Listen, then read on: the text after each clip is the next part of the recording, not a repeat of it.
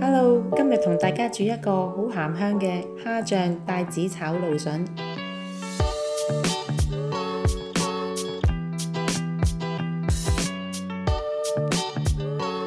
首先將蘆筍刨去較粗較厚嘅部分，跟住切成段。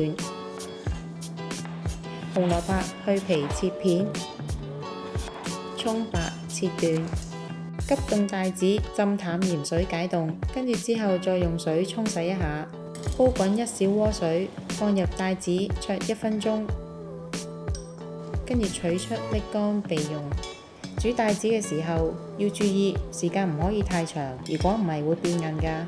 如果細粒嘅帶子煮幾秒鐘就可以，較大嘅呢就可以煮1至2分鐘。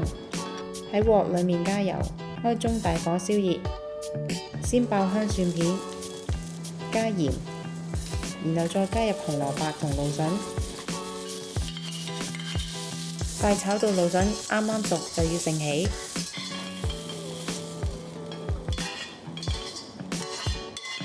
開中火，加少少油，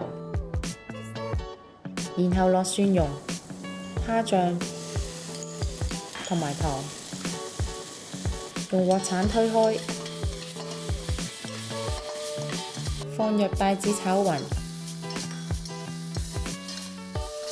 沿住鑊邊蘸走，再加入蘆筍、紅蘿蔔同埋蔥白，兜勻之後，最後淋上麻油，咁就可以啦。